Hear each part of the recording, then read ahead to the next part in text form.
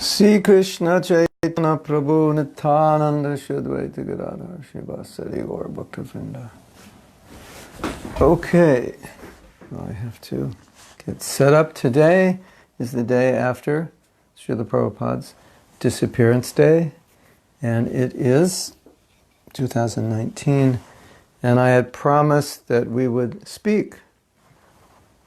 I had promised that we would speak about Srila Prabhupada. I actually promised that 1 hour ago. So I thought we would begin by reading my own offering, which I didn't read yesterday. And I thought, well, it would be nice.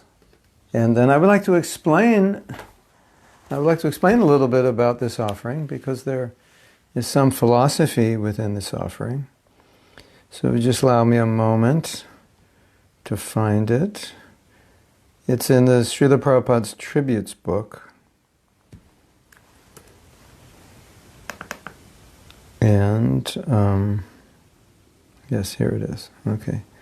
So this is, offerings that we write our own realizations. And then I want to discuss this, and then I want to discuss other things about Srila Prabhupada that are relevant and important for us. Namo Om viṣṇu-pādāya kṛṣṇa-preṣṭhāya bhū-tale śrīmate bhaktivedānta-svāminn nāmine namaste sārasvate deve gaura-vāṇī-pracāriṇe nirviśeṣa-śūnyavādi-pāścātya-deśa-tāriṇe. So, before I begin, I want to talk about the importance of offering obeisances. And there's a story in which a devotee had gone to a park, and he knew Prabhupada was coming to the park, so he wanted to meet him on the morning walk, and I don't think he was actually allowed on the walk. So one way to go on a morning walk with Prabhupada is just be at the place that he's walking and then just join. Otherwise, if you're not asked, then you can't get in the car to get the ride there. So he was there, and he was chanting Gayatri Mantra, and then he saw Srila Prabhupada from a distance, and actually Prabhupada saw him. And of course, because he was chanting Gayatri, he didn't pay obeisances. And Prabhupada was asking why he didn't pay obeisances when he saw me. And the devotees said he was chanting Gayatri, or later, I forget the details, I think later he explained that. But Prabhupada's point was that you should always offer obeisances. And so this devotee took it that even though he was chanting Gayatri, even though he was chanting mantras to his guru, he should always pay obeisances. And he took it that he should always pay obeisances before he chants Gayatri. So it's a nice meditation, at least a nice realization he had. Before you chant Gayatri, pay obeisances to your spiritual master. Everything is coming through the guru. We had told that story a few months ago about a lady who was imprisoned, and they were trying to brainwash her, and I believe it was in Russia or India, and they brought in some mystic to try to undo her. And she just didn't know what to do. Eventually she offered prayers to Prabhupada, and then the mystic lady who was doing black arts left, and when asked why she left, he said, well, when she paid her pranams, her guru, Prabhupada, showed up and told her to leave. We had told another story in which a devotee had died, gone to Yamaraj, and Srila Bhaktisiddhanta was there to meet him. And the devotee had fallen away from Krishna consciousness, and Srila Bhaktisiddhanta said, go back and you will have your Krishna consciousness. Back, practice it. So there's some power there in paying obeisances we may not realize. And then yesterday in Lachua I told the story. I had asked Shruti, did you offer obeisances every time you went in Prabhupada's room? Did you offer full obeisances? And he said, yes, every time. That was the standard. And I told the story that one devotee, every day when Prabhupada would go out for a walk, he would pay obeisances. But this particular morning, he just stood up, didn't bow down, and just kind of bowed his head and Premanjali, folding Anjali, folding hands, not Premanjali, in the prayer mudra. And Prabhupada turned to the devotees and he said, this is the beginning of his fall down, which is interesting. That he's not paying full obeisances, and he said, this is the beginning of his fall down. So whenever you minimize your guru and minimize the understanding that everything's coming from him, which could subconsciously be minimized by the fact that you're minimizing the obeisances. That's what I got out from this. And then Shruti told another story, which I told yesterday, and this is for the benefit of those who weren't listening yesterday or weren't in Alachua, that Prabhupada's Sanskrit scholar came in, asked him some questions, and then read something, came back a few minutes later, asked some questions. Each time he would pay obeisances, full obeisances. But the last time he came in, so this is the third time, and he's just kind of coming in and out, he just bowed down and got up. And the Prabhupada said, what is this hatchet? Hatchet meaning like he moved his arm like this, like you bow down and you come back up. What is this hatchet? You should pay full obeisances. So I think that's important. And whenever we speak publicly, at least, I think it's important that first we connect with our spiritual master and Śrīla Prabhupada to ask their mercy so that we can speak something. And that whenever, let's say you're going on Sankirtan, or you, of course, when you do puja, you pay obeisances. That anything we undertake, when we take prasadam, we pay obeisances. Everything is to remind us of the mercy of the spiritual master, but how the spiritual master is connecting us to Krishna, and that nothing is perfect unless we're connected to our guru. First, by showing respect to our guru, and then in the mood of that everything is coming from him, I appreciate everything I have. It's given to me by him. My power, my spiritual power is given to me by him. So in this way, there's always this feeling of subordination and dependence, that whatever I have, it's coming from him. So that's a bit of the mood of this offering. But I just wanted to point out the importance of offering pranams, obeisances to one's guru, before enacting any spiritual activity, in recognition of one's indebtedness and gratefulness and one's indebtedness. As Prabhupada said, you can never pay back your guru. So you have to try to pay it back, but you can't, so the debt is always there. That's the idea. Disciples should understand their position. They are nothing without the grace of their guru. It is abundantly clear to me that without your mercy, I have absolutely no hope for becoming Krishna conscious. This is as true today as it was when I first met you. As you said of your spiritual master, quote, he saved me. Śrīla Prabhupada, you saved all of us. And when we reflect on how we were pulled out of Maya, we can barely understand how it happened or how it was possible. Your disciples are living examples of your mercy, and I, a layman, have been gifted by you with the potential to climb mountains. So, of course, there's the verse that by the mercy of the Guru, a lame man can climb mountains, a blind man can see stars in the sky, and a dumb man can speak poetry. I was listening to one of my godbrothers a few years ago. He was describing how he became a devotee. And he, in reflection on that, he said, I can't really understand how it happened. It's inconceivable to me because I had a normal life as an athlete, a young teenager, normal teenager in the late 60s, early 70s. And to extricate myself from that was something unimaginable to me, or inconceivable as well. And inconceivable as well. And so I was reflecting on his statement, and I think that's true for all of us when we reflect on what we were doing and how our lives changed and how it was possible they changed so drastically. We look back at that and we say, I don't know how that happened. It wasn't my power. It wasn't me. It wasn't my strength. There's so many things that I stopped doing, ways of thinking that had changed, behaviors that had changed, that I had tried to change, that I couldn't. And it happened by the power of the kripa, or the mercy of the Guru, and the power of the process he gave us. And our consciousness changed, our actions changed drastically and dramatically. So we look back and say, how did that happen? I don't even know.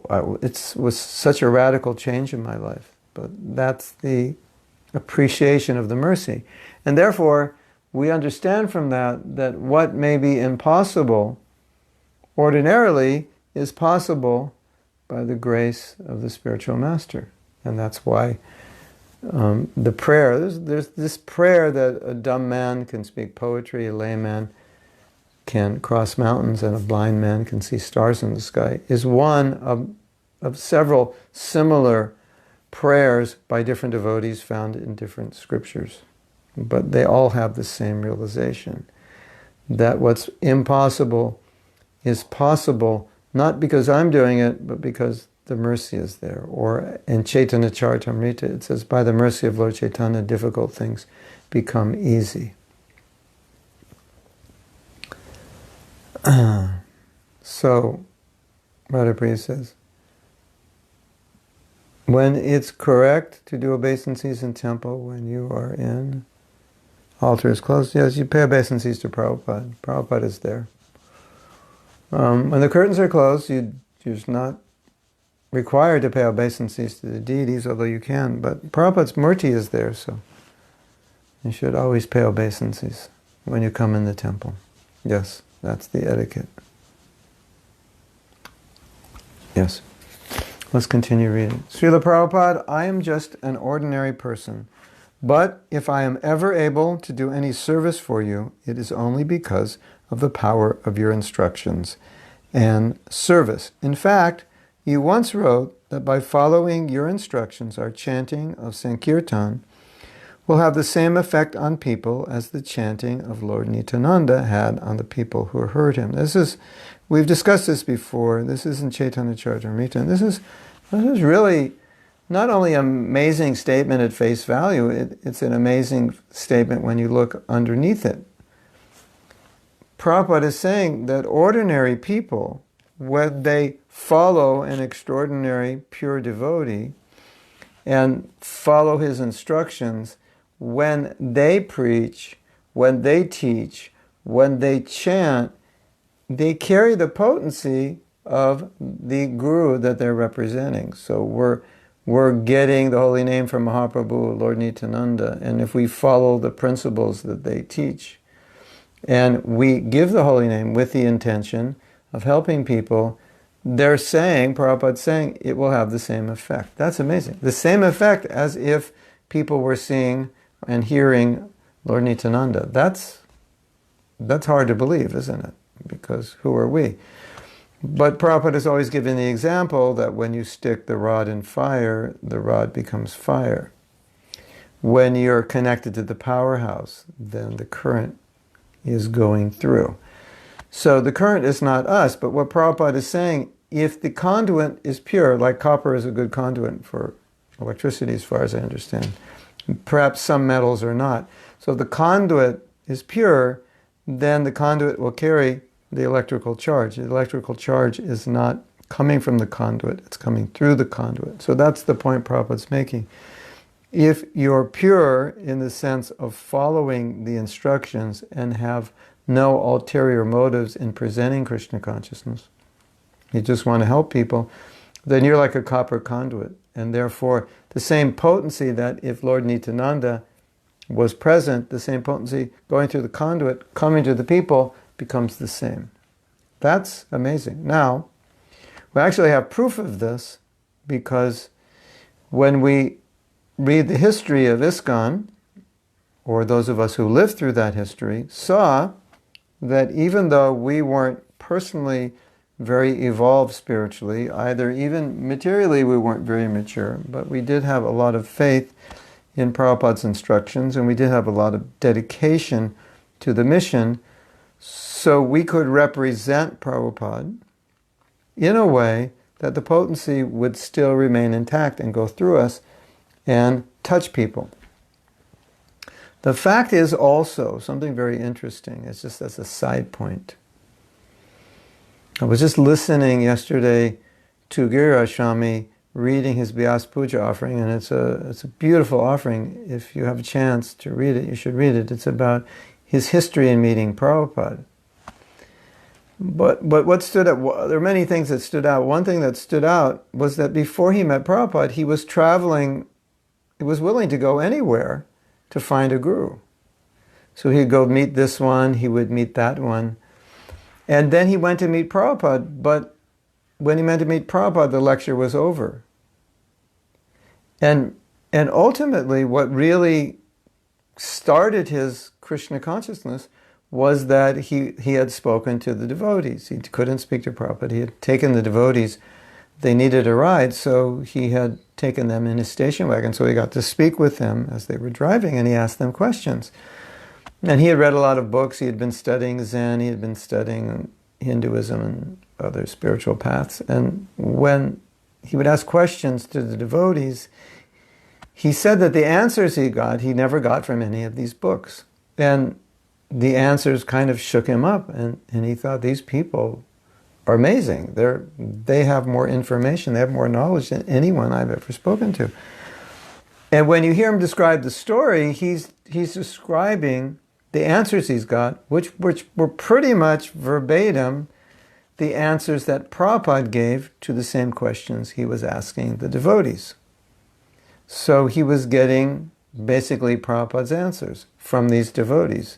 And so it carried a similar potency, and it shook him up, and it really moved him. And then he got to meet Prabhupada, I think, the following week, and asked Prabhupada questions, and that was like the icing on the cake. But the point is that what he heard from Prabhupada's representatives, who were all very young devotees, was what Prabhupada said. And because they were living what he said, and because they could represent what he said, it had an effect. And those people may have gone away, but at that moment they were practicing, and at that moment they were the conduit.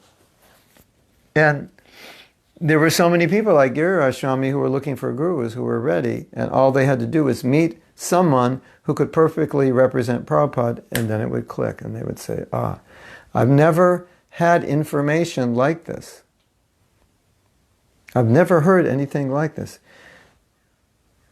So that's the duty of the disciple, to perfectly represent the teachings of the Guru, and then it acts. And so we have some questions. Today I'm going to follow the comments rather than go at the end, because I realized I had a duh moment, not an aha moment. I had a duh moment.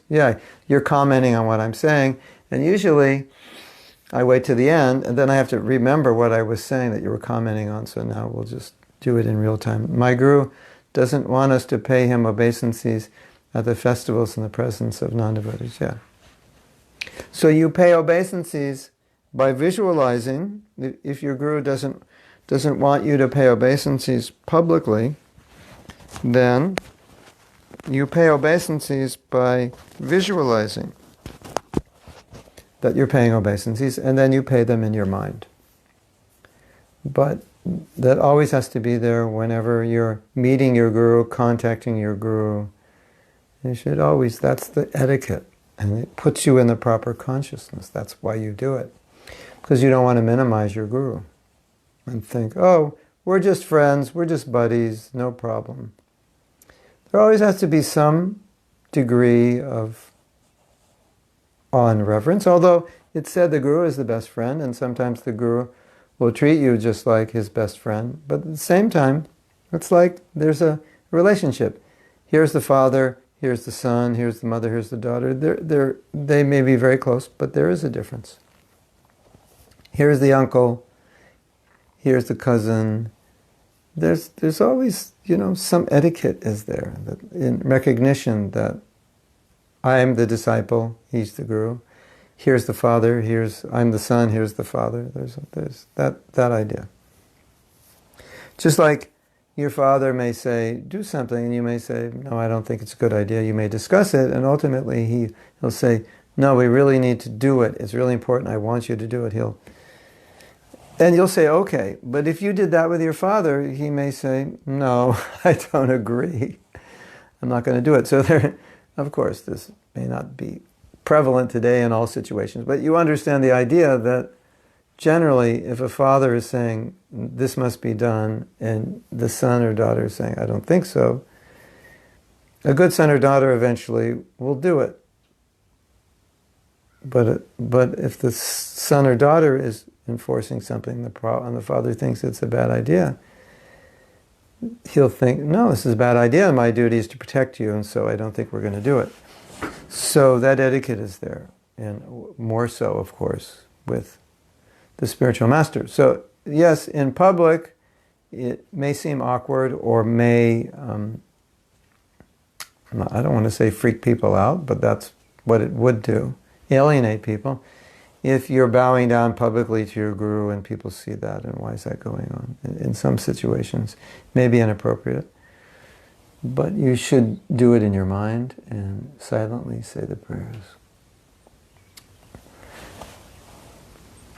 How thinking about all women as mothers or as prostitutes, I want help somehow. That's another topic. I look at ladies, this is closer to my nature, seeing ladies as prostitutes, and help not sexually see. Yeah, that's another topic. How to see them as mothers? Just do it. How not to see them as prostitutes? Well, if you see women as prostitutes, you have to consider that obviously most women are not prostitutes. So if you see that way, or you think they would prostitute themselves with their boyfriends, if you just tell them, I love you 3 times, they'll prostitute themselves with you. Then, at the same time, if I were in your shoes thinking that way, I would think maybe the problem is more on my side that I see them that way.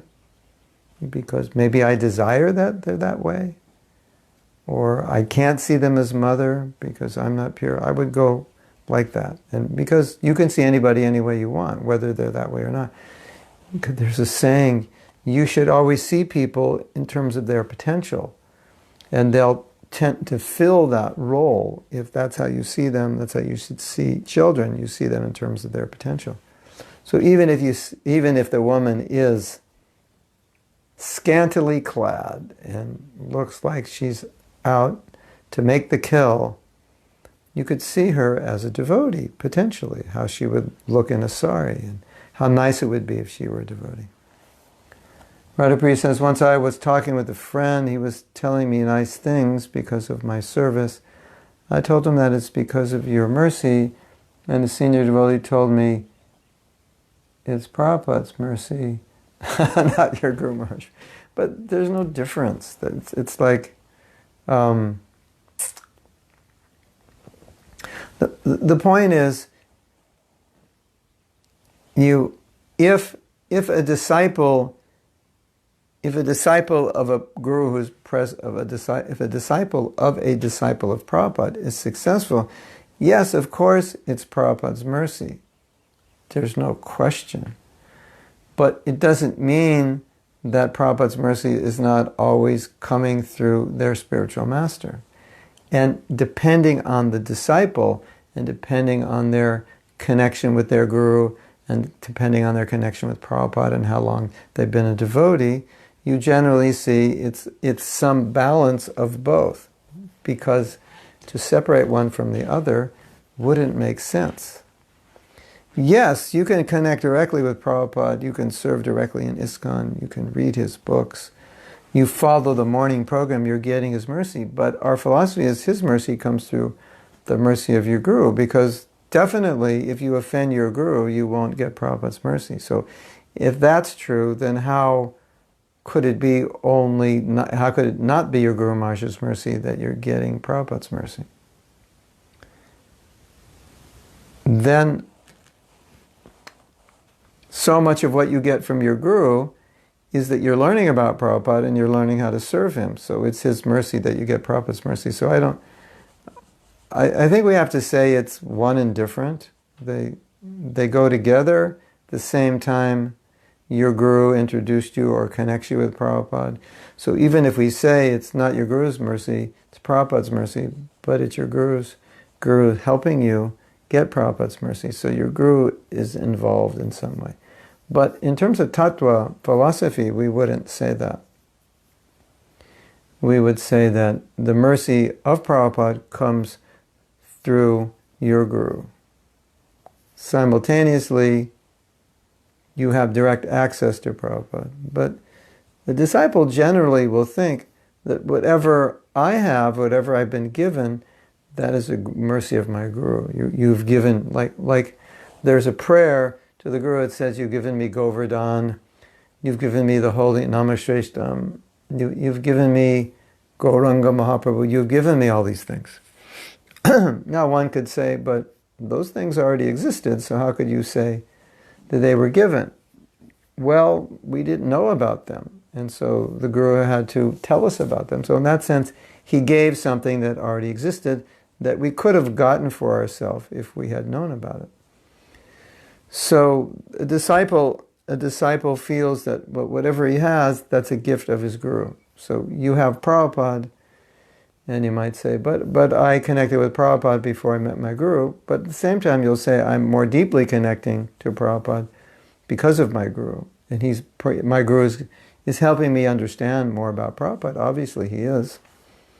But the Prabhupada disciples are so fortunate because they can help everyone come closer to Prabhupada and help devotees better understand Prabhupada. So, our philosophy is achintya beda beda tattva. Achinta, there's a song. Achinta beda beda tattva.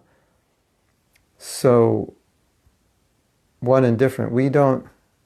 It's like, we wouldn't say, where there's Krishna, there's no guru. Where there's no guru, there's Krishna. Prabhupada was asked, well, what if I'm just remembering you at the time of death? And Prabhupada said, wherever I am, that Krishna is there. So that's the idea. I like everything uniform, but there's so much light on the other side, but I think I have to make it uniform. I have to be in the center, but I'm not really this is more. But that black thing behind me is not in the center. Oh, now it's disrupting my sense of balance. Okay, back to the topic. So, everything is the grace of the Guru. So, if you say, Radhapriya, it's the grace of my Guru, the understanding is whatever mercy your Guru has is Prabhupada's mercy. And so, your Guru, Samsara Dava Nadalila Loka, he's taking from the ocean of mercy. So he's not creating the mercy. So he's taking from Prabhupada's mercy and he's giving you. So whatever he gives you is Prabhupada's mercy. So it's his mercy that he gives you Prabhupada's mercy. So, we never really separate the two, but we understand the source. And the Guru always thinks that I'm only delivering, I'm a peon, I'm a pigeon delivering the mercy. So this is how the Guru thinks. What did he say? It's Śrīla Prabhupāda's mercy, not your Guru mercy. Yeah, that's true.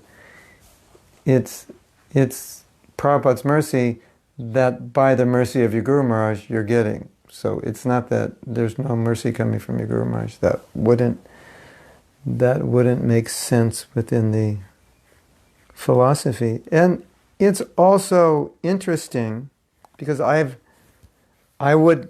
never said that, and neither would I ever say that if someone said, I went out and distributed 100 big books today, it's the mercy of Vyasa-puja Prabhu that he trained me. I would never say, no, it's not his mercy, it's Prabhupada's mercy, because I know if Vyasa-puja Prabhu didn't train you, you would have never been able to do that, or didn't inspire you. Okay, so where is he getting his inspiration? Well, it's all coming from Prabhupada, but practically speaking, it's coming through him, from Prabhupada, through him. So it would never make sense to me if someone said, I did this by the mercy of my Guru, to separate that mercy or that help from Prabhupada, it's all one. Now, this presents an interesting topic. Many, many times, Prabhupada said, I'm one man, I'm alone, you are many, I'm an old man, my notice is already here, I could die at any moment, the movement is now in your hands, take it on, you've helped me so much, I appreciate your help, etc. So he definitely indicated that it was not the job of one person, and that he couldn't do it alone. And we may say philosophically, well, he didn't need us, he could do it alone. But practically, he did need boots on the ground. So maybe not our boots. Krishna will do it, everything. Yes, Krishna will do it, he doesn't need us, but he needs boots on the ground to do it. So there'll be other volunteers who Krishna will use to do it, who Krishna will send to Prabhupada to do it. So in that sense, Prabhupada didn't need us, he could do everything, Krishna could do everything, but practically speaking, when everything is done, it doesn't just happen and all of a sudden temples are just existing, they blew up out of nowhere, and all of a sudden people are just landing from airplanes in them. So when you say Krishna can do everything, but it happens practically. And so you need boots on the ground, and Prabhupada is basically saying, we need boots on the ground, thank you for doing your service, I'm one man, I couldn't do it alone. We never think that we're, in a sense, helping Prabhupada as much as Prabhupada, we always understand Prabhupada's helping us, but at the same time he's asking us to help him. Go out and distribute my books, open temples, spread Krishna consciousness, etc. So it's simultaneously one and different. Otherwise, why is he asking us to help him? Otherwise, why is it that we see if devotees didn't take to Krishna consciousness, how would it spread? If no one in New York became a devotee, if no one that Prabhupada preached to became a devotee, then who's going to spread it? Nobody would spread it. And then Prabhupada's alone. And you say, well, he doesn't need anybody, he can do everything himself. So he's one lone man, he's giving class and no one's becoming a devotee, and he's trying to distribute his books. He's one person and he's putting them in bookstores and he has no money and nobody's helping and nobody's giving money. Yes, so when we say Krishna will do everything, he sent people to do it all. That's how he did it. You know, like the story, there's a big flood and the man climbs on the roof and he prays to God, save me, and then a helicopter comes and he doesn't get in it, and then he goes to heaven. Said, God, why didn't you save me? He said, I did. I sent the helicopter, but you thought, mystically, I'm going to be saved. But we don't see, we see things mystically, but it manifests in some practical way. That Krishna sends somebody, or something miraculous happens through, generally 99% of the time. It doesn't just, wow, 100 people just fell out of the sky. Wow, this temple just came up like an atomic bomb and all of a sudden there it was. No, it might be that somebody came and said, I want to build a temple, here's $1 million. We don't know who the person was. It's kind of like he fell out of the sky. Those kinds of things happen. That's what we mean. So Prabhupada's asking us to work, to help him. And so Prabhupada felt, the mercy of his disciples on him. So wouldn't the disciple feel the mercy of their guru? Even Prabhupada felt, oh, my disciples are helping me so much. So I personally never ever felt that anything any disciple of Prabhupada is doing is happening in any other way other than by Prabhupada's mercy, because of that disciple following Prabhupada and because of his sincerity. And that I would, if someone ever said to me, I did this by the grace of my guru, I would always think, yeah, the grace of your guru is Prabhupada's grace, but I would never minimize or remove the guru within that chain because it came through him. So it's that mercy. Yes, it's Prabhupada's mercy, but someone had to give it to you. Yes, Krishna can do everything, but someone's got to build a temple. Someone's got to give the money. Someone's got to go out and distribute the books. So, and we see that when devotees go out and inspire others, then others go out and inspire others. So I feel personally that many of the services I did were due to the inspiration of my godbrothers. Does that mean I'm minimizing Prabhupada? Not at all. It's just an observable fact that they inspired me. And I took it as their mercy. They took time to help me, to talk to me, to make sense to me. Isn't that mercy? Okay, it's Prabhupada's mercy. They couldn't do it without Prabhupada, but isn't it their mercy also? Why do we need to separate? Why do we need to eliminate it? That doesn't make sense to me. Of course, I don't know the context of the discussion, but that's just some observations in general. Does that make sense to you all? My wife was accepted Tamal Krishna Maharaj as her Siksha Guru. She was initiated, I think before she really became close to Tamal Krishna Maharaj, and she really liked him a lot. And so she asked him about it, and he said, well, I want you as my Siksha Guru.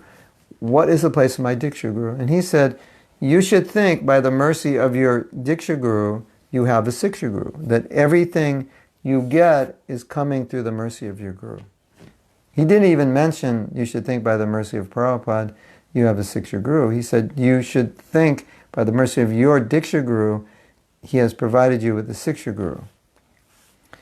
So that's actually the proper way to think. It doesn't mean we're minimizing Prabhupada, because we know that everything is coming from the mercy of Prabhupada. So it's the mercy of Prabhupada that you have a Diksha Guru, it's the mercy of Prabhupada you have a Siksha Guru. But the proper way a disciple thinks is by the mercy of my Guru, I have a Siksha Guru. Of course we can think Prabhupada's mercy. I mean, of course. But to eliminate your Guru and replace him solely with Prabhupada's mercy that's not proper understanding or proper etiquette. Now, as you advance, your dependency on Prabhupada, your connection with Prabhupada will become stronger. I have seen, this is an observation, I have seen that in India people understand the guru-disciple relationship very clearly. And so this phenomena of minimizing the guru seems to be more of a Western phenomenon. Like you're aspiring for a guru, you think, I want to take you as my guru, and then you meet another guru and you think, I really like this other one, I'd rather take from this one. And then you kind of cut off your relationship with that Siksha Guru, with that your previous aspiring guru. That's more of a Western idea.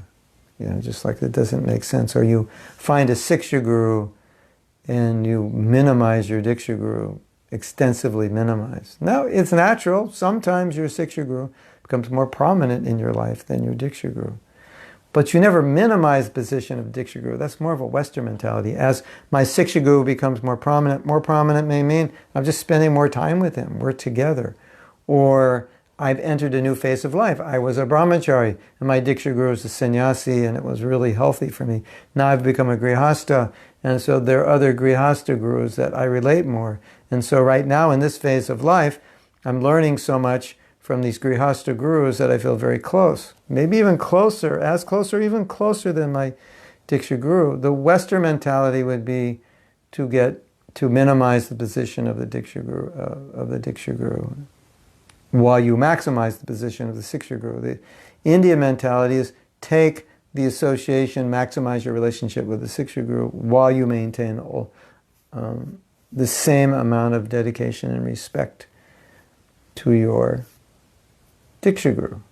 Now, the only problem would be is your Diksha Guru doesn't like your Siksha Guru. Hopefully that's not a problem, and hopefully that would be a rare, rare case. And generally your Diksha Guru is very happy that you have a Siksha Guru.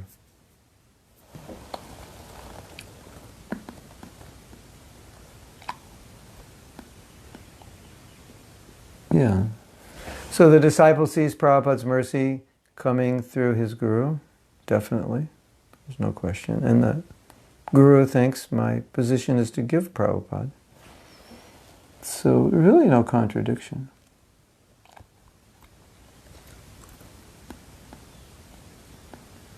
Satyarupa. If we see both our Siksha and Diksha Guru, then obviously we would want to pay obeisances to both. But it would take more time. All right, that's fine. You got plenty of time. You're not going to die for 50 more years. You got plenty of time. Sometimes that's awkward when we're on the ground for long. All right, learn to talk fast, recite faster. Sometimes, I'm just having fun with her. Sometimes that's awkward when we're on the ground for long. Sometimes when I'm in a hurry, I say the Maha mantra instead of no, no, don't. Wherever you're supposed to say the pranam mantra, you say the full pranam mantra. Always, ever, never compromise, never just go in the temple, knock your head on the floor and come up. No, you always say. Many devotees, they'll pay obeisances and they're down for like 2 minutes and all they're saying is Prabhupada's pranam mantra, but they're praying to Prabhupada. So, unless there's, like in Mayapur, 1,000 devotees ready to trample you, then there's no reason to get up. You just pay your obeisances to all your gurus and it's fine. There's one devotee, I was told before he chants japa, he offers prayers to the whole disciplic succession, and then he offers prayers to many of his godbrothers, putting himself in the right mood before he chants. Isn't that interesting? You like that? You want to try that? You have 2 hours to, I think someone said he spent 2 hours doing that. Sarva Shakti Kija. I'm going to Argentina. You want to come meet me there? We'll have a big party. September 5th I arrive, I believe.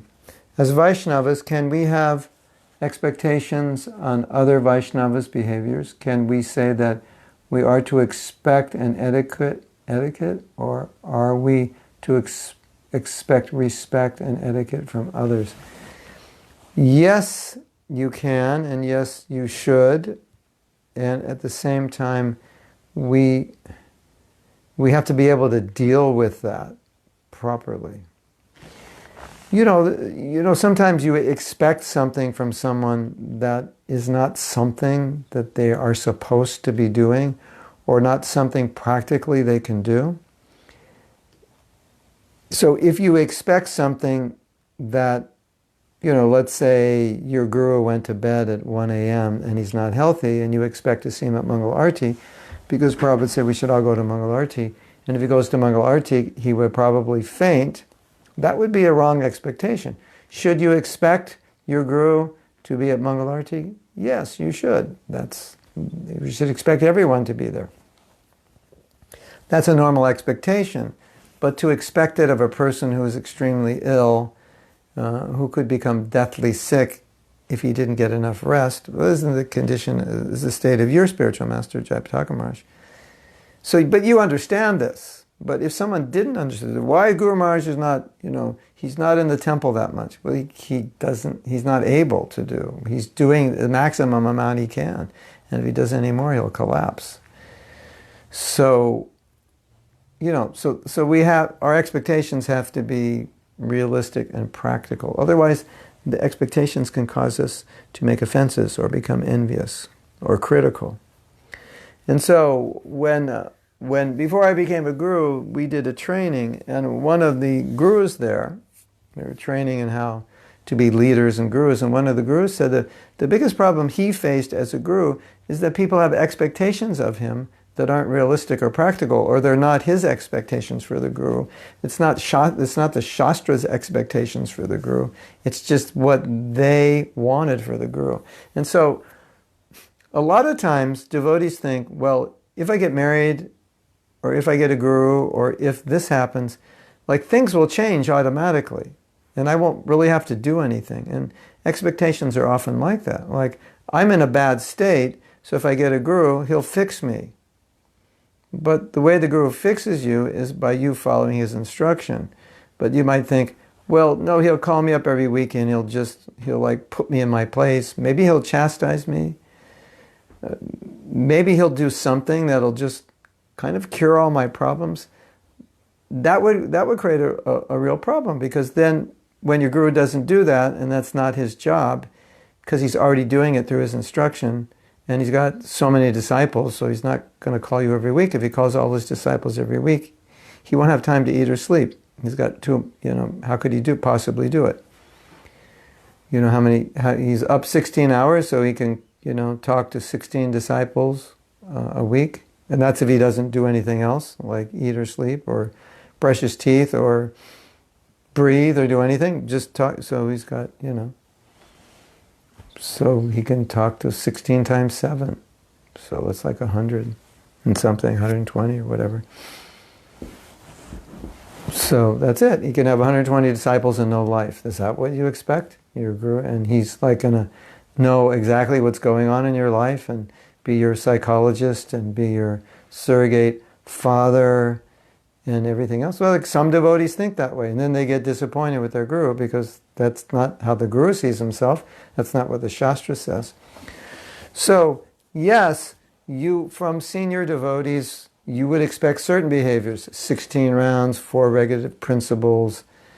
They would be clean, they have good sadhana, they know Prabhupada's books, they study, they don't waste time, they're humble, and so on. Naturally you could expect that. Now, then the question is, but what if in a senior you don't see that? How are you going to respond to that? So you could become judgmental, envious.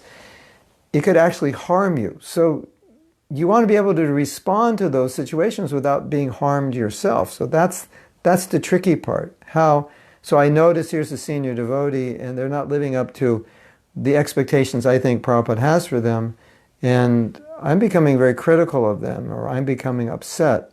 So it's having a negative effect on me. So I see it having a negative effect on other devotees, and that's why I'm concerned, or I'm concerned for that devotee himself or herself, because I think they're kind of sliding down in Krishna consciousness. So how can I deal with that in a way where I don't become critical or judgmental, in a way I don't hurt the other devotee, and in a way I can resolve the situation? So then you ask the question, or you think asking respect from others. So I'm a senior devotee. Should I have expectations of respect for others? That's a very good question. The answer is yes and no. No, internally you shouldn't, but in terms of etiquette you should, because if, let's say there's a young devotee, and they're serious about Krishna consciousness, but they don't understand proper etiquette. And so if they misbehave, it could be detrimental. Perhaps they're too familiar or too critical with very advanced devotees, and it's not good for them. They should be a little more respectful, a little more humble. And so let's say you're one of those advanced devotees, and you see them disrespecting you. Sometimes you have to instruct them, this is not proper. That's why I asked that question to Shruti-kirti. I said, did Prabhupada demand that every time someone would see him, they would pay obeisances? And he said yes. And so we understand that there's an etiquette, and Prabhupada did not care for himself, obviously. For him, it was just an austerity to accept honor and respect from disciples. But for the benefit of the disciple, and because it's Vaishnava etiquette, he demanded it.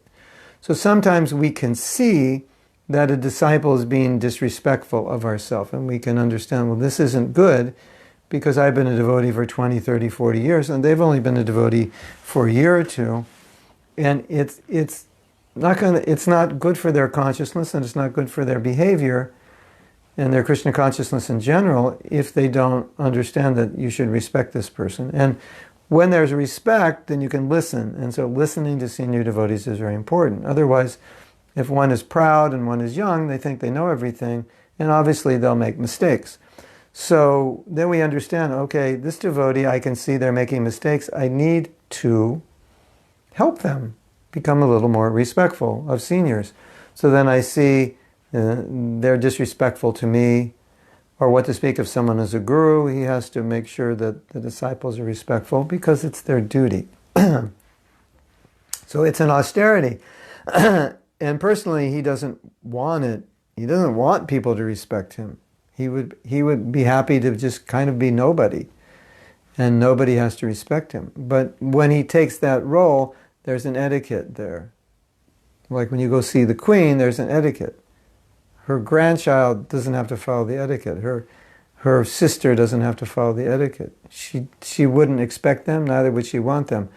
But to maintain, what should we call it? To maintain the proper the proper etiquette of the royal order, then she has to observe certain standards. Nobody walks in front of her, this and that.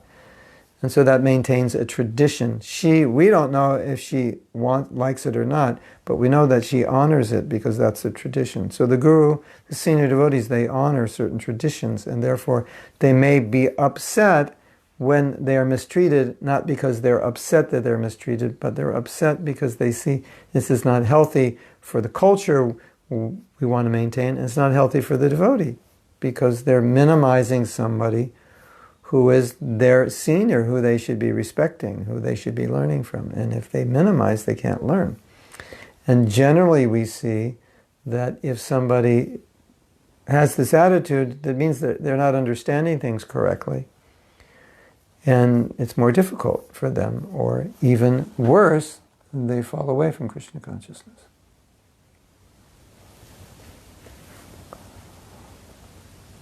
Jai Divyash.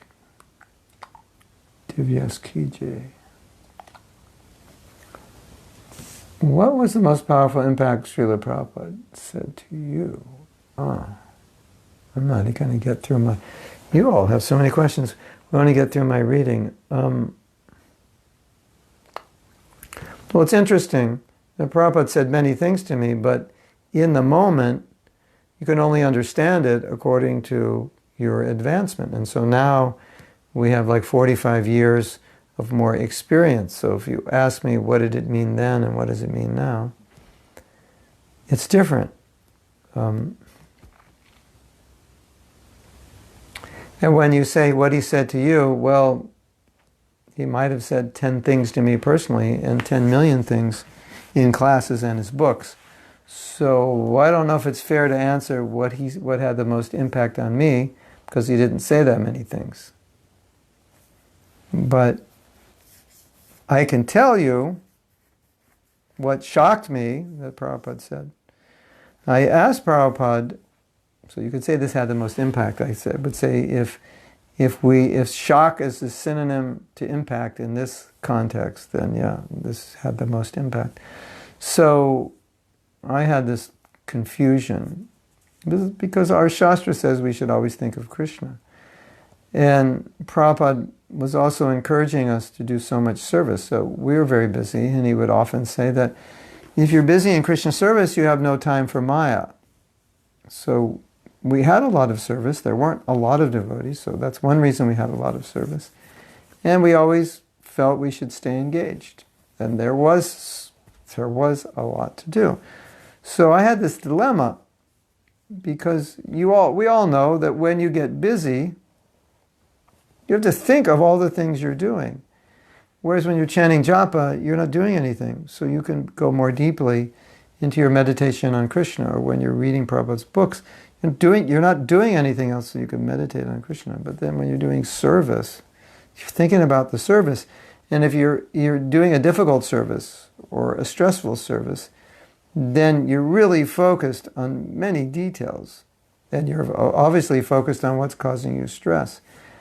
And so that same kind of meditation on Krishna doesn't seem possible, or it seems impossible. So I felt like there were two options. Either you do less service, more sadhana, and more absorbed in Krishna, or more service, less sadhana, less absorbed in Krishna, but you're doing all the service that Prabhupada wanted. You're maintaining temples, and you're spreading Krishna consciousness. So in my experience, it was one or the other. You couldn't be fully engaged and be fully meditating on Krishna. You have to minimize and be more on the sadhana side, more on the hearing and chanting side. So I wrote Prabhupada, and so I said, well, what's better? More service, less remembrance.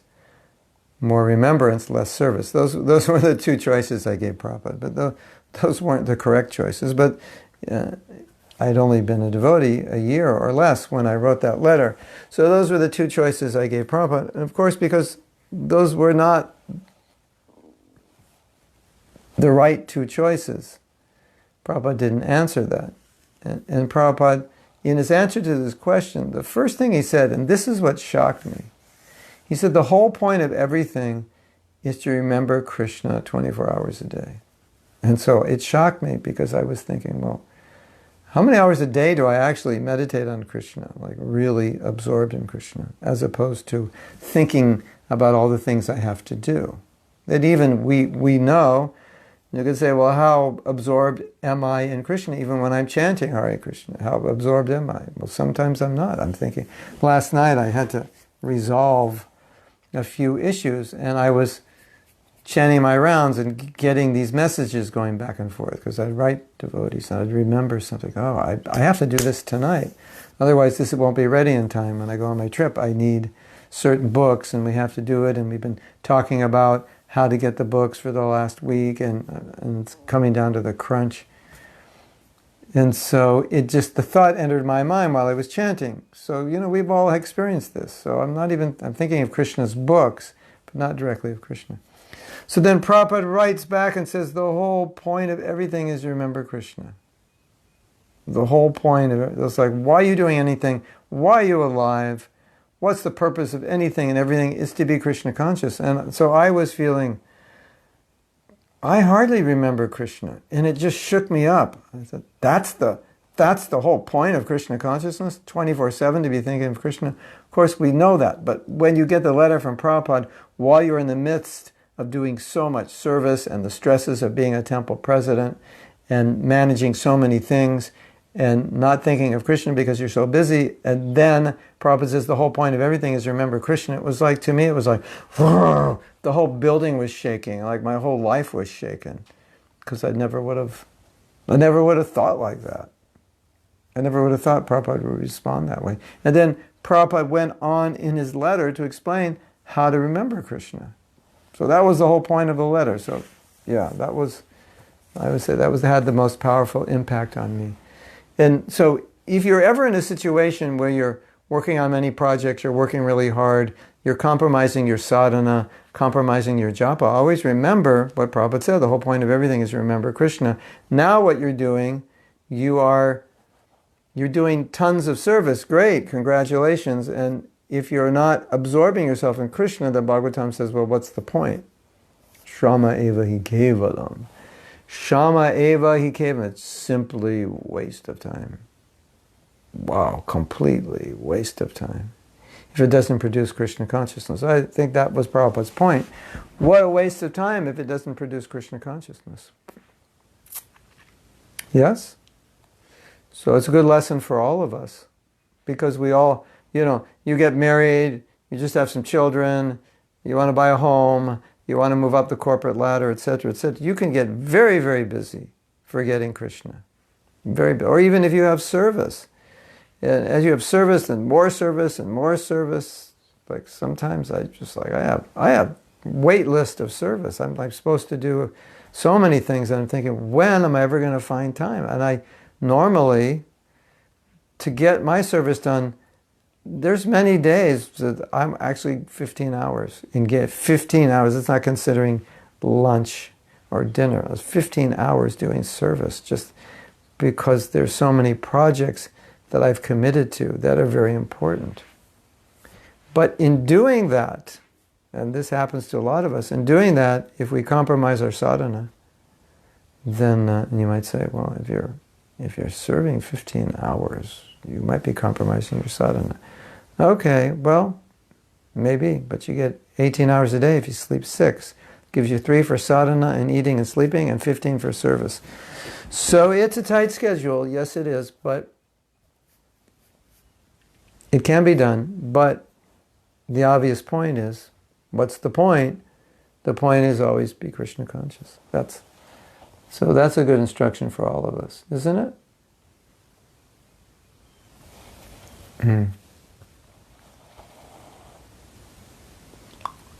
Yeah, so Radharani is saying she's inspired by her god brothers and sisters. Kṛṣṇa says, my guru is often saying that he wants to come back life after life to help Śrīla Prabhupada in his mission of saving the fallen. He said it in his offering yesterday also. I noticed that many of his disciples copying him saying, saying it is okay. What?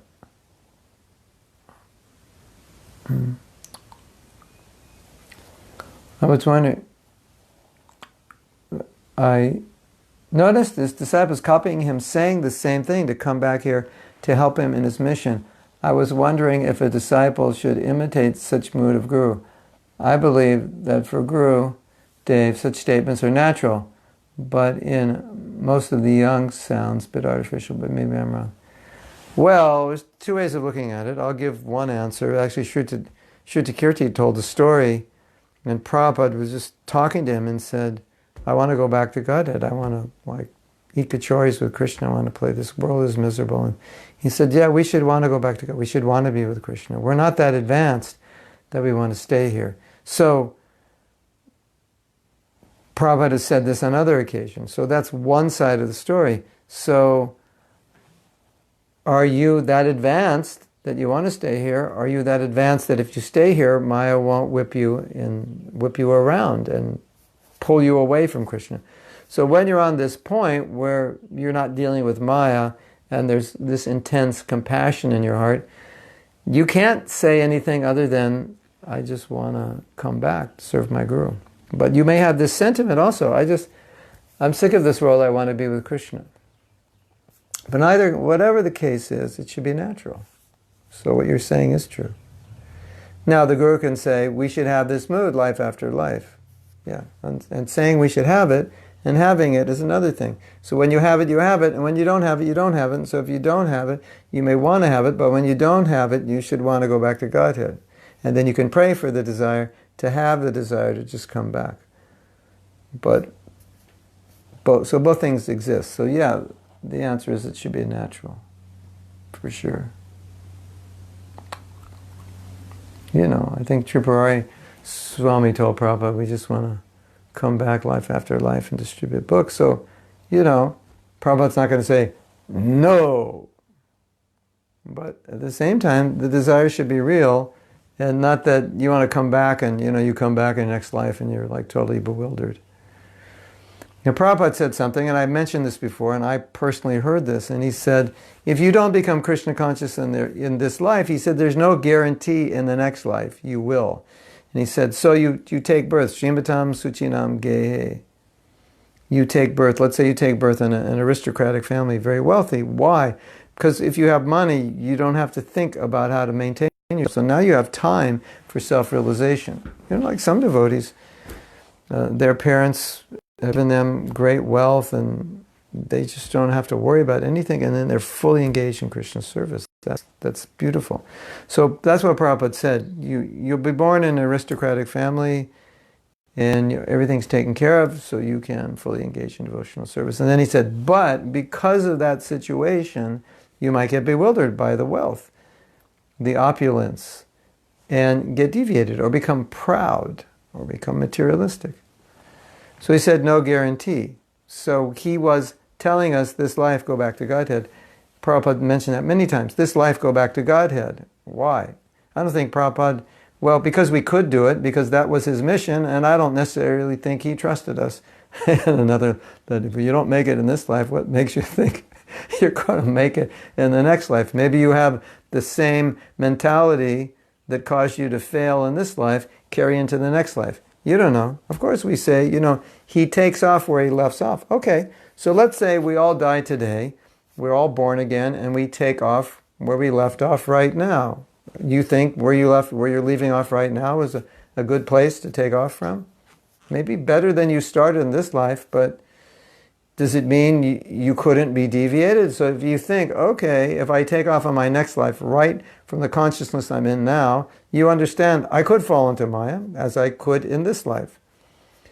So Prabhupada's saying, finish your business, go back to Godhead this life, just get it done. Don't stick around. Don't take any chances. So he generally didn't tell us we should all pray to take birth again and preach. He said we should be compassionate, we should spread Krishna consciousness. But generally he said, go back to Godhead.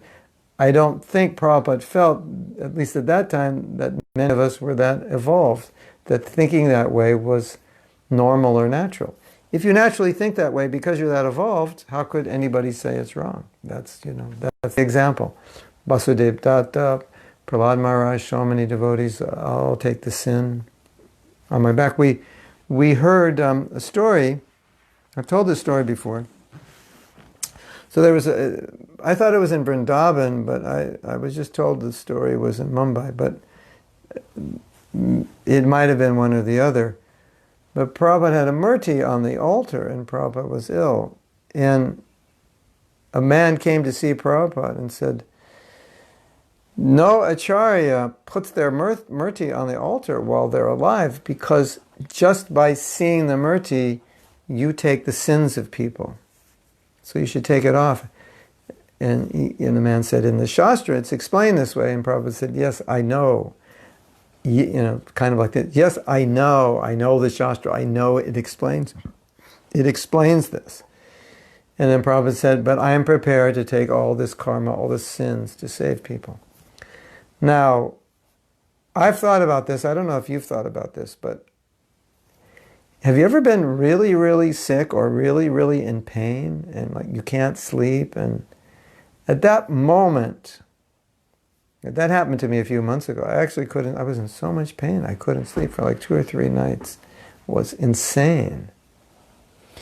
At that moment, it would be hard. It was hard for me because I was thinking about Vasudeva and I was thinking, to take all the karma of the world on my head, that is inconceivable, because whatever karma I'm getting right now, I can't sleep and I'm in pain, and it's hard to exist in this pain.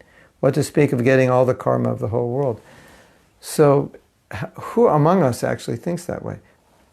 At the same time, we want to see everyone become Krishna conscious, and your Guru Maharaj, there's no question, he wants to come back, and probably Prabhupada will be happy for him to come back. At the same time, Prabhupada might say, no, I want you to come back to the spiritual world, or I want you to come back in another universe. Who knows? That's, ultimately the pure devotees. Like, Prabhupada, wherever you want me, I'm ready to go. But to have the desire to go back to Godhead is also not wrong, because Prabhupada encouraged that. Now, you could say, well, that's Jnana Mishra Bhakti. I want liberation. Well, you don't want impersonal liberation. You want to be with Krishna. Then say, but it's not pure. Well, are you pure? That's why you have the desire, because you're not pure. But Prabhupada's allowing you not to be pure and telling you, get out of here, go back to Godhead. So yes, you are correct. That was a long-winded answer to what you just said. You answered your own question. That, yeah, it should be normal. It should be natural. Un devoto no pensa así el puedo superar. Okay, I'm supposed to translate that?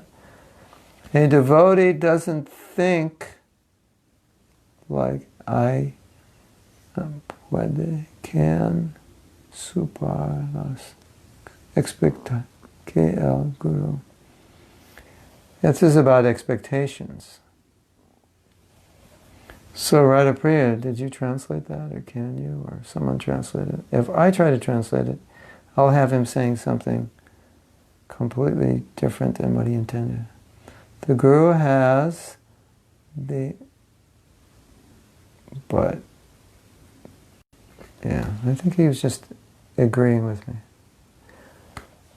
Krishna Karshani, I have so much interaction with my Guru at the festivals on the tour that I don't even have time to pay obeisances in my mind.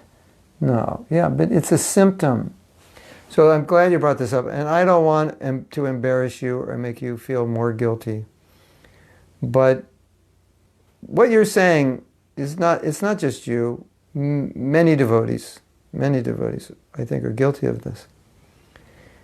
And it might be because you never really understood the etiquette, and it might be for whatever reason it is. But that's why I asked Shruti Kirti this question, because I have disciples, and sometimes they see me, and it's like, Haribol Guru Maharaj, it's like, would I do that to Prabhupada? There's no question. Haribol Prabhupada, see you later. No, we just hit the ground. Pay obeisances, or if he didn't want us to do it publicly, which he never said, but we may consider not doing it. Maybe it's raining or muddy, or there's a lot of aristocratic people around who already think we're crazy, and then they would think we're more crazy. But still we would do it. So, I don't have time. I don't have time to pay obeisances. Okay, let's do a little exercise. I've got my watch set. Nama Om viṣṇu-pādāya kṛṣṇa-preṣṭhāya bhū-tale śrīmate bhaktivedānta-svāminn nāmine namaste sārasvate deve gaura-vāṇī-pracāriṇe nirviṣeṣa-śūnyavādi-pāścātya-deśa-tāriṇe. That came out to 15 seconds. You don't have 15 seconds for your guru? Whoa. Yeah. So now Satyarupa, she has to say 2 mantras or 3 mantras, one to her guru, one to her Siksha guru, and one to Prabhupada. So she's at 45 seconds. If she gets fast, she can do 30 seconds. 30 seconds of your life, every time you go in the temple, those are good 30 seconds. Now, there's a beautiful story I want to tell, and I've told it before. So Srila Bhaktisiddhanta is leaving Mayapur. The roads are all dirt roads, and it's raining. And as he's coming up the road, the disciple's waiting for him, and he pays obeisances in the mud. Dandavats. So you would think, okay, this devotee's paying dandavats in the mud. Something is not right in his head. He must be crazy. You would only think a crazy devotee would do that. He was not crazy. Although that may seem what he did was crazy. And Srila Bhaktisiddhanta Sarasvati Thakur stopped. It's like, stop the car. I have to ask him, why did you do that? It's all muddy. You're all full of mud. And the disciple said, these obeisances, Guru Maharaj, these are my greatest wealth. These obeisances are my greatest wealth. What a powerful statement. So if we can just remember that, these obeisances are my greatest wealth, then we'll always remember to pay obeisances to our spiritual master. This is very important. And you can share this with other devotees. These obeisances are my greatest wealth. Share it. It's an important statement, isn't it? You agree? Yeah, it's a beautiful story, yeah.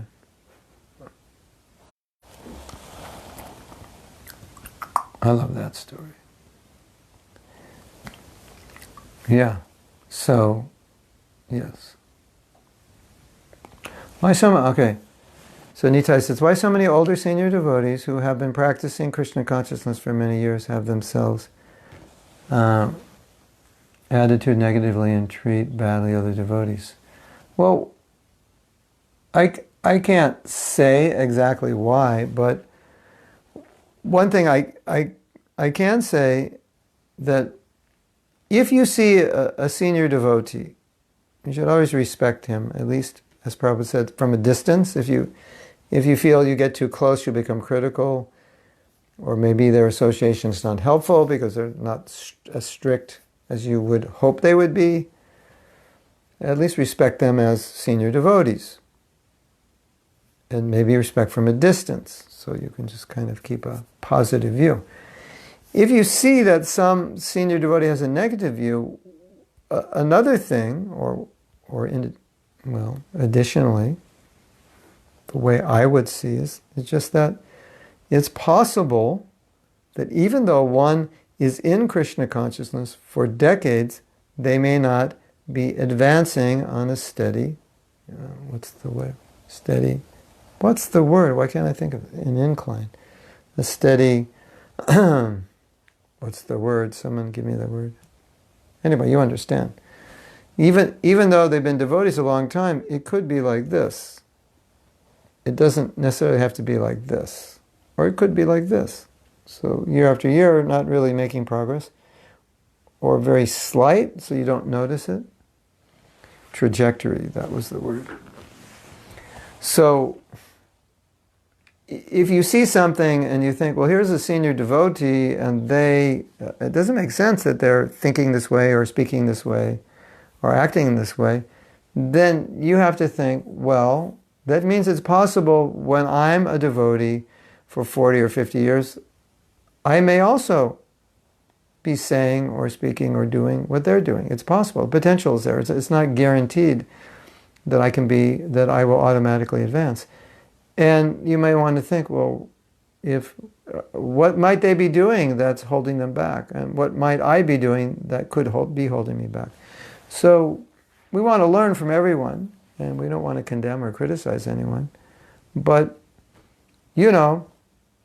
just because I'm older than you doesn't mean I'm smarter because I've had more time to read books. Maybe I never read them.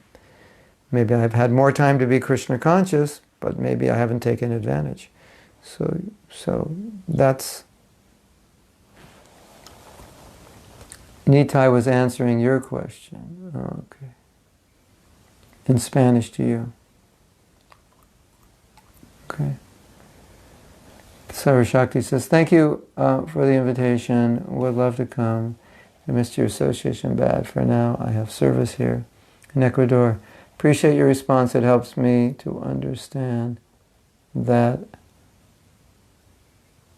it is my responsibility to respect others, and my expectations start with my own respect to others, whereas not to judge them, but to always find the best way to relate with them as a loving service to Guru and Krishna. Now there's this balance that you want to respect everyone, you don't want to be critical, you want to appreciate, you don't want to judge. At the same time, people do things wrong, and judgment is the better part of valor. Discrimination is... You can't always turn a blind eye because what someone's doing may be detrimental to them, to you, or to others. So it's kind of like, you have a beehive and you want to move the beehive out of your house because there's so many bees around. So how do you do it? Because it's not good to be there, but how do you do it without getting stung? So, you have this cloth you wear, or you hire someone. So it's something like that. There's a problem, but how do you do it without getting stung and having others get stung? Gurnish is saying, I guess she's asking the question, you're asking the question, what did I do after I got Prabhupada's letter? Is that what you're asking? Why don't you confirm that? Anyway, I'll tell you what I did. Well, what was happening was, I was temple president, and at this time, there was no traveling Sankirtan party. This was winter of 1970. So we were the first, ourselves in Vancouver and Keshava in San Francisco, we were the first to go on the road, which was very exciting. As one devotee said, in 1970, wherever you would go away from your city, you were the first Hare Krishna to be there. So you were the first Hare Krishna that people saw. It was such an exciting time. So we went traveling. And traveling means we were driving 8 hours and basically just hearing and chanting the whole way. And then the whole day doing kirtan and preaching, selling books and meeting people. So I was very, very inspired. And I, by nature, am not a manager. So I get bogged down with management. When you're not by nature something, even simple things bog you down. So people who love management would have not written the letter I wrote to Prabhupada. I wrote the letter because when I came back from that month being on the road, it was very, very inspiring, and I felt much more Krishna conscious than I was when I was at the temple. And many people feel that. Many Sankirtan devotees have felt this way. You go on the road, it's freedom, just hearing and chanting and preaching. So I had this conundrum. I'm saying, well, here I am on the road, and there's so much time for hearing and chanting, and all day I'm talking about Krishna, which is kind of an easy way to think of Krishna, isn't it? Just talk about him. And Prabhupada said that. Always speak about Krishna. It's the best way to be Krishna conscious. So what a blessing. But managing a temple is like, for me, it was like pouring cement in my ears and head and just...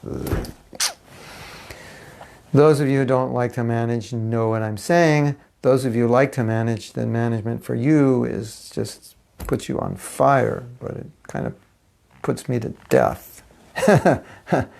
I'm on death row when I manage. I don't want to do anything. So that was my dilemma. So that's why I wrote Prabhupada, and I said, well, here I am, so much time to hear and chant, and I'm very Krishna conscious, and here I am in the temple dealing with all this stuff and not very Krishna conscious.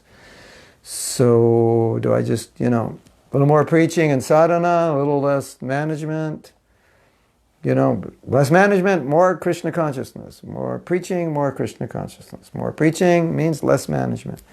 So that was the conundrum. It was a false conundrum. It was a false dilemma. Because I was saying, more sadhana, more Krishna, less service, more Krishna, more service, less Krishna, more service, less sadhana. So the Prabhupada didn't go there. So what Prabhupada said in his answer is very interesting. I actually made a video about this the other day. It's such an interesting answer.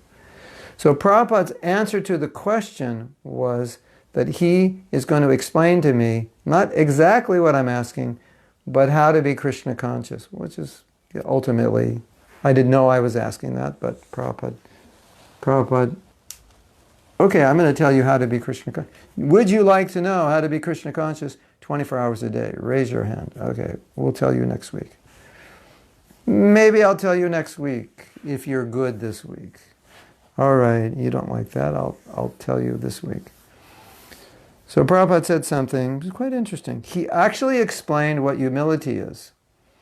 And he explained that if you're humble, you'll think of Krishna all day. So how did he explain this? If I'm humble, I'll think of Krishna all day. Well, we know if we're humble, we'll chant all day. So, and how does that even make sense? If I'm humble, I can chant 24 hours. If I'm not humble, I can barely chant 2 hours. And if I'm humble, I can think of Krishna all day. If I'm not humble, even if I think of Krishna, I can't. I think, like, well, how does this all make sense? Maybe it doesn't seem to make sense, but Prabhupada made sense out of it. He said, okay, you are the president of this temple. If you think you are not qualified to do this job, then you will always pray to Krishna to give you qualification to do it. Then he said, in that way, you will always remember Krishna. And then he said, you should think, Krishna, please give me the qualification to run this temple. Because if you don't give me the qualification, all the devotees in this temple will leave. They'll all go away because I will be such a bad temple president. That is interesting, isn't it? Because we've seen that. Some people do leave temples when the temple president is not that qualified or mistreats them or doesn't really know how to manage well. People get fed up. So I'm leaving here. I don't like this temple. That's kind of a prophetic statement. So he said, I didn't take it that way that all the devotees would leave, but Prabhupada's kind of putting it within this context of, you're a temple president, so this is how you should think. I don't know how to do this. And Krishna, because I've taken this service, you have to give me the ability to do this. And without this ability, on my own, I can't do it. And therefore, everyone would leave. So the idea was, well, if I can't do it, if everyone would leave, that means I actually don't have qualification. At least that's how I should think. I have zero qualification. And whatever I could do, I have to pray to Krishna to give me his mercy, empower me to be able to do it. So, in other words, Prabhupada's just explaining that's what humility is. You enter a situation, you think, I'm totally disqualified for this. I don't know how to do this at all. Hands up in the air. Krishna, help. If you don't help me, this is going to be a big mess.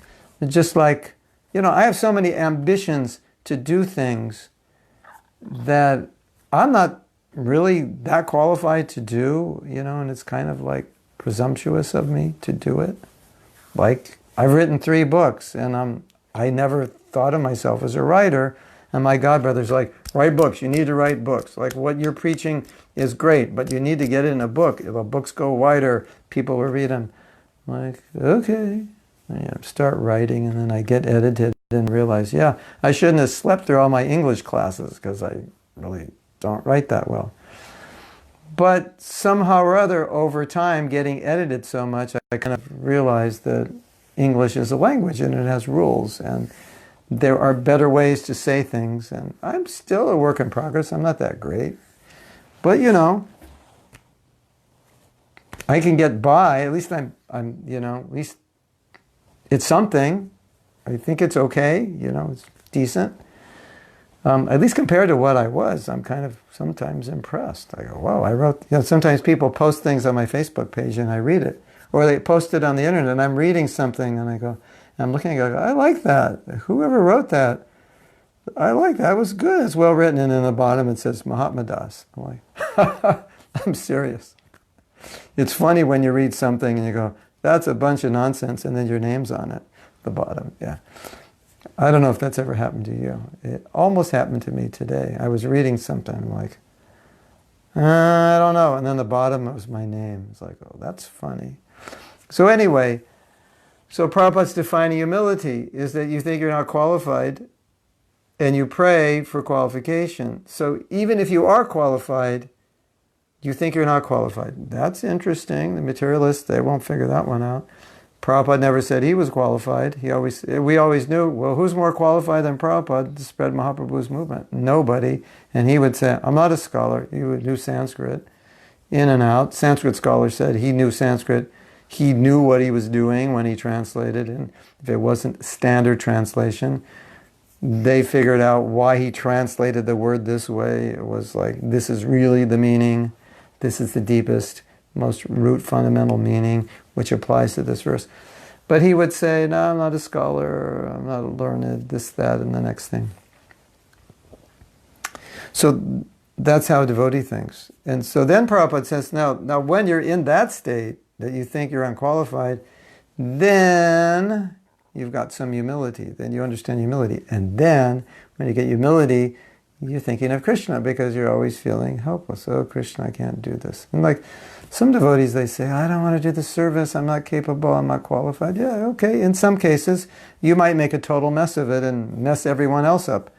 But in other cases, that's not the exact situation, and therefore you can think of this instruction and think, oh, well, this will be a good time to realize I'm not qualified, and therefore a good time to become humble and Krishna conscious, because this is really going to be hard. I don't know how I'm going to do this. So, sometimes I think I would like to be on this television show, or I would like to do this TED Talk, and I'm thinking, would I make a total fool of myself if I were on that show? And I think, I go back and forth. I think, maybe. Or maybe I'd be the next big hit. I don't know. But, of course, the ego says, yeah, you'll be the next big hit. Reality strikes and said, no, you'll be a flop. But the reality, what Prabhupada's saying is, he's saying both. He said, you can be a great hit, but you should walk in there thinking you're completely useless for this. Like I was listening to this Sam Harris guy. He's like an agnostic intellectual. And he's saying, there's nothing that religion and spirituality can explain that science can't explain better. So that's kind of his, angle of vision. And, maybe science can't explain something. He'll accept a spiritual explanation until science can explain it.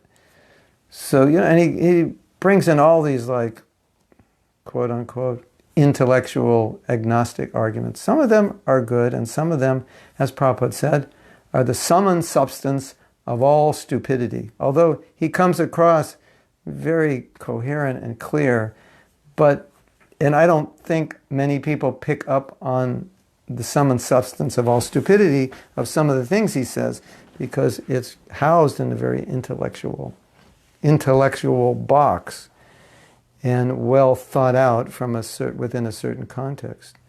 But he does say a few things very not smart.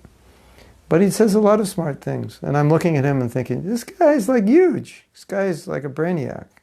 I'll go on and I'll say something, but I want to. I mean, there's so many things I want to do, and then I think, well, the world's waiting, so you don't do it, no one else is doing it, just do it, even though maybe you'll fall on your face, but you go in and Krishna, please help me. And that's when amazing things happen. And Krishna puts words in your mouth, and then you listen to the recording, and you go, I said that? I can't believe I said that. That's amazing. That takes an IQ of 200 to say that. Well, Krishna might have dropped in that IQ for that 10 seconds that I said that. Who knows? So that's kind of the mood we approach. And then you're in a very Krishna conscious state, because you're coming in actually humbly. So really, if we were to Burfi it down, cook it down to Burfi, Prabhupada's saying, if you're humble, you'll be Krishna conscious 24/7. If you're proud, forget it. You're not going to think of Krishna. You're going to think, Ahamkara, I'm the doer, I'm the man.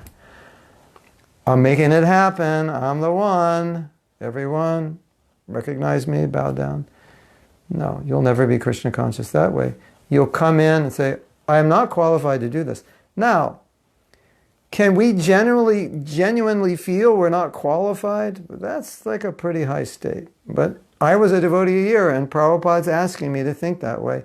So I'm just passing it on to all of you. He's asking us, all of us, to think that way, even though we're young devotees. Okay, think, I'm not qualified. Just get your head around that idea that I'm not qualified, and Krishna, if you don't help me, this is a mess. I'm always dependent on Krishna. I have this realization now, today, in my life, every day, because I can see that at any moment, what Krishna could do is pull the plug, and I would be a baffling fool. I wouldn't be able to get out of bed, chant my rounds, remember one shloka, or say anything coherent about Krishna. I could see that. I could see Krishna like that doing it. And I think we all realize that whatever state of Krishna consciousness we're in, that could just fall apart and evaporate, and boom, in a second, if Krishna pulled the plug. So I'm always praying every day, Krishna, don't pull the plug. I want to keep going. I need realization. I need strength to go on in your service to help other people. So, and I see that he gives it. And I, as you also have experienced, are sometimes amazed by things I say. And I'm so amazed that I often have to listen to my lectures. Like let's say I'm doing a topic. They say, we want you to speak about this, and I haven't spoken about this in 5 years. I will go back and listen to that lecture and say, what was I thinking? What realizations did I have at that time? And I'll actually listen to the lecture as if someone else is giving it, and I'm listening. I'm taking notes on my own lecture. All right, is that weird? Well, maybe, but maybe not. That's just maybe Krishna just dropped something in there, and it came out of my mouth, and wasn't even conscious after I said it of what I said. I can't even remember. Prabhu, could you summarize that lecture? No. I once gave a lecture.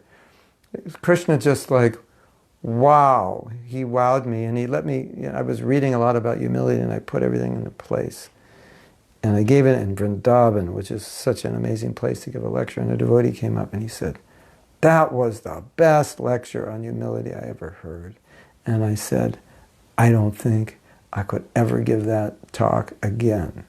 It was it just came, went through me. Who knows what I said? I have to listen to the lecture to see what I said. It was just when I was saying it, I was thinking, wow, that was good. That's a good point. That's a really good one. Wow, that's a fantastic point, And then it was gone, and the class was over, and Prabhu, what did you say in your class today? I missed it. I go, I have no idea. Something about humility, I think. Ask someone else. I can't remember. Sometimes it's like that. So when you have those experiences, you understand Krishna put the plug in for you, and you understand he could pull it out, and once he pulls it out, it doesn't matter. You'll just sit there and stare at the audience, or sit there and stare at your service, or sit there and try to chant, and you'll sound like a frog. It's just or you'll lead this kirtan and everyone will be falling asleep. I don't know if you ever had that experience. Sometimes I'll lead a kirtan and everybody's they look like they're listening to some kind of Shakespeare or something, and they don't like Shakespeare. They look really bored. So you never know, right? So that's what Prabhupada's saying. Okay, you want to think of Krishna 24/7, just be humble. Solve the problem. Okay, Sarva Shakti. Take opportunity to reinstate the invitation for you to visit here in Ecuador. Yes, we will come someday soon. Should I back to the spiritual world, back to Godhead, no more rebirth and material desires? Should I just engage in Krishna consciousness, forget about the desire? Do what my guru, well, do both. Do what your guru wants. And your guru wants, but the thing is, your guru wants you to go back to Godhead. Like Prabhupada said, don't make me come back to the prostitute house to save you, because he was telling the story of Bilva Mangala Thakur. So what did he mean? He said, don't make me come back, take another birth to take you back to Godhead. He wants you to go back to Godhead. So, if that's what he wants, go there. If he wants you to stay here birth after birth, talk to him about it.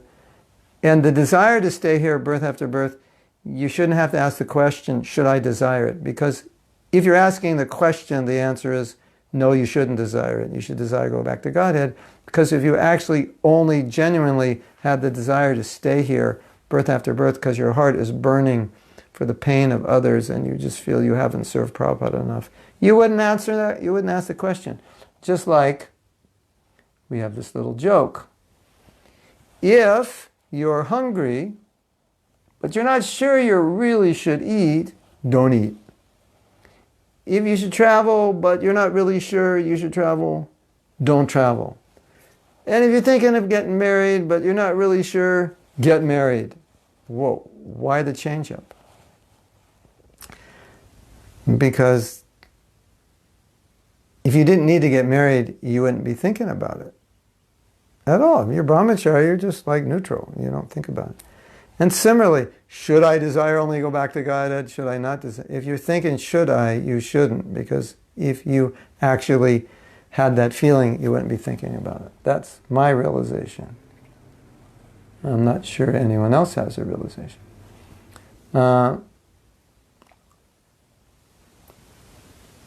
Guru, when it takes long to pay obeisances, I feel the Guru is waiting. No, you're not wasting his time. You're purifying your heart. Nitai was answering a question. He said, a devotee doesn't think in this way. He could surpass the expectations that the Guru has for him or her. The devotee never thinks he or she surpasses. Of course not. Whatever you can do, it's all the mercy of the Guru. You look at Prabhupada, he did so much more externally than Srila Bhaktisiddhanta, but he always thought he was like nothing compared to him. So, materially you may not think that way. If you surpass someone, you think, yeah, I learned from him and I just did better than him. I appreciate him. But spiritually you surpass him, but you think, no, it's because of him and he's doing it, not me. The ego always wants to say, it's me. And real ego says, it's him. Having no time, when I'm at the stage, being MC, I need to focus, yeah. But at least in your mind, for a second, you should acknowledge, here's your Guru. That's very important. Yesterday I read a very interesting story. During the 12th century, the great bhakti saint and scholar Ramanuja Acharya lived in Srirangam. His immediate successor was Parashara. One day a disciple asked Parashara, hold on, I have to find the story. What qualities do I need before I'm able to realize who I am? Parashara replied that he should ask the saint Ananta. Ananta lived in Tirupati, more than 400 miles from Srirangam. So the disciple set out the long journey. When he finally arrived, he had to wait a long time for an answer to his question. After a long time, Ananta gave the answer. One should be like salt, like a chicken, like a crane. Like salt, one on the spiritual path must find balance. And like salt, true yogis serve without wanting recognition or praise. Chickens select nourishing sheds from trash and leave the worthless items behind. Like the chicken, a true yogi will find the good in others, disregard the rest. And the crane stands patiently on one leg and looks into the water. It lets small fish pass while it waits for the big fish. This teaches us the value of patience and remaining focused on what matters. It takes patience and a willingness to let small stuff pass if we don't reach our goals. It's easy to get lost in the superficial, but yogis go deeper. It's very hard to be like salt, like a chicken and like a crane. Thank you. Salt. You should be like salt. Chicken and salt on the spiritual path, one must find balance, okay? And salt doesn't want recognition, yeah. So every time you put salt on your sabji, think Salt doesn't want to be recognized for making the sabji taste better. Nadine Liu says, sometimes devotees also leave the temple because they are not interested in serving sincerely, and then they say the temple president is too strict or fanatical. Yeah. Well, something that's really important to understand is that if you want an excuse to not serve Krishna, you will find plenty. But even if there's a problem in the temple, I make this joke. Okay, here's the point. Okay, there's a problem in the temple. The result of the problem in the temple is that you leave Krishna consciousness. And so, you die, and then you meet the Yamadutas, and you say, wait a minute, let me explain. The Yamadutas say, what's to explain? You left Krishna consciousness. And you say, yeah, I know. And you did sinful activities. Yeah, I know. But you don't understand. This temple president was driving all of us crazy. He was nasty, etc., etc. What are Yamadutas going to say? They're going to say, okay, here's a little ticket to Vaikuntha. I understand. It was your temple president. Or they're going to say, no, you left Krishna consciousness, therefore there's a consequence.